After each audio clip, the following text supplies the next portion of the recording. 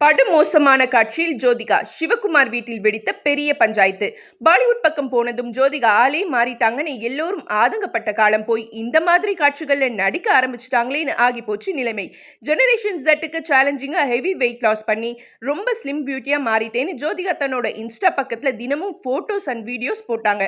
உடனே ஆஹோன்னு ரசிகர்கள் புகழ்ந்து தள்ளினாங்க. இதுக்கிடையில பாலிவுட் பக்கம் போன அவங்க சைத்தான், ஸ்ரீகாந்த் போன்ற படங்கள்ல நடிச்சு நல்ல பேரும் வாங்கினாங்க. அதுக்கு பிறகு ஒரு விருது வழங்கும் நிகழ்ச்சியில கோட்டுக்குள்ள உள்ளாடை மட்டும் போட்டு கலந்துக்கிட்டு சிவகுமார் குடும்ப மானத்தையே வாங்கினாங்க.